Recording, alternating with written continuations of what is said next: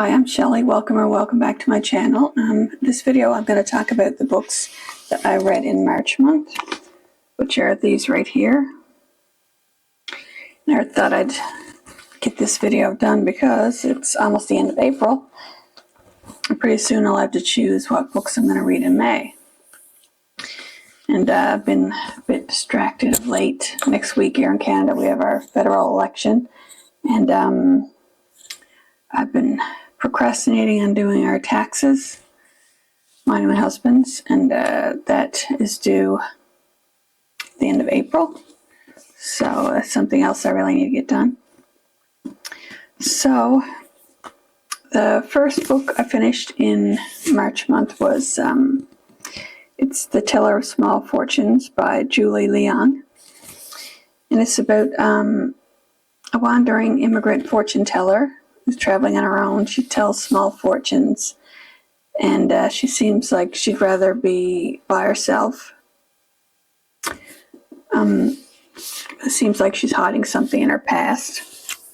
And I enjoyed this book because along the way she does meet a couple of other people.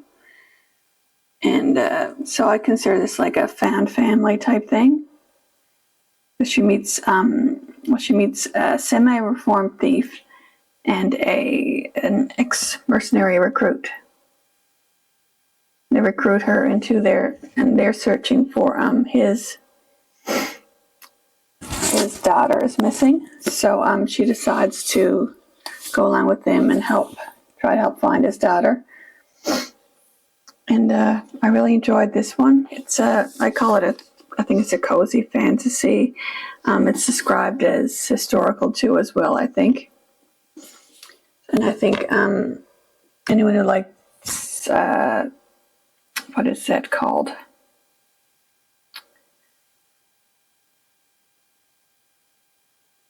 Anyone who likes like other cozy fantasies like Travis Baldry's Bookshops and Bone Dust, I think it's called. I think would like this one as well. The next book I finished in March was Murder on Painted Place. This one right here by Emily Hepditch. She's a young Newfoundland author, and this was set off an island off Newfoundland. I do enjoy murder mysteries that are set on islands, isolated places.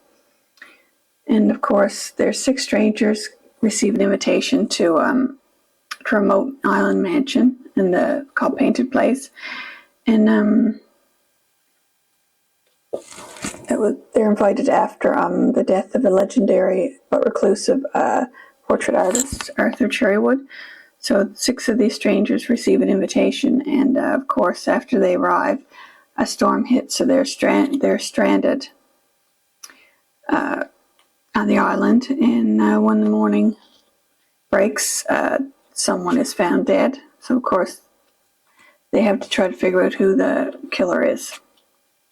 I think I did enjoy the cast of characters, trying to figure out who was they all had their own, of course, pasts and secrets type thing. So of course it was hard to figure out who the guilty party was.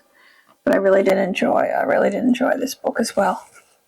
The next one I read is More Days at the Morisaki Bookshop by, I don't think I'm pronouncing this right, but it's Satoshi Yagisawa. And this is translated from Japanese. This is the sequel to Days at the Morisaki Bookshop. The first book I saw online when I was looking through my library for an ebook to read, and I of course saw the books on the cover. I really did, and I enjoy books that are set at bookshops, or there is a bookshop in the story. And this is basically just a continuation of the first book, with the Takeko and her uncle Satoru, and the other people in their lives and things that happen. It was a bit sad, but I really did enjoy this one as well. The next one I read was, let's see, this is the third, I'm assuming the final book in the Emily Wilde series, book 3, Compendium of Last Tales. And that one is by Heather Fawcett. And this one, of course, just continuation of the other two stories. Emily Wilde spent her life studying fairies. And she was always liked to be on her own, of course, in the first book. And I don't really want to spoil the other books. So it's just she's documenting the species of fairies and folk. And of course, she meets Wendell Bamblebee, who at first is her rival. And I really like this one. Really like this series.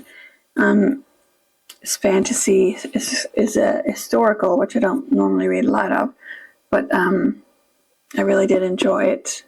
I mean, it's funny, it's lighthearted. That's that one. The next one I read is Something in the Water by Catherine Steadman. There's that one there. This one is a mystery thriller. It's about a newlywed couple, and of course they find something in the water while they're on their honeymoon. And Aaron is a documentary filmmaker, and her fiance at the time, Mark, is a handsome investment banker with big plans. And they embark on a dream honeymoon to the tropical island of Bora Bora. And they go scuba diving and find something in the water. And of course, this book goes. It starts. Well, I don't think this would really be spoiling it. But first, it said, "Have you ever wondered how long it takes to dig a grave? Wonder no longer. It takes an age. However long you think it takes, double that." And that's how the story starts. So, of course, you're wondering who's digging the grave, who's in the grave. And I did enjoy this one because the chapters took day by every the dates Wednesday, September 14th, and it just went every few days. So you kind of took along gradually to see what happened leading up to when they got married, and of course their honeymoon and what happened after. I thought was very interesting. The next one I read, and this is a reread. This is The Glass Hotel by Emily St. John Mandel. And this is a reread. I read this one a few years ago when it came out. And actually, I just finished reading The Sea of Tranquility, which is the one after this one. It has a lot of connections between this book and the next one. And this one starts with Vincent as a bartender at a hotel. And she meets Jonathan Alcaides, who is a rich businessman. Her brother also works at the hotel. And you find later she ends up marrying him. And of course, she finds out afterwards that his investment business is really a huge Ponzi scheme. And it's connections between the people, and it goes back and forth between their past and the present and into the future. And I love this one as much as I read it the first time. And there were things I find when I read a book, there's a lot that I forget. Excuse me. So reading the second time, there were probably some things that I did remember from the first time I read it. And I really did enjoy that one. I enjoy her writing. I really enjoy Emily St. John Mandel's writing. And I don't know when she's going to have another book out. I'm hoping it's soon. I haven't really heard anything. And the last book I read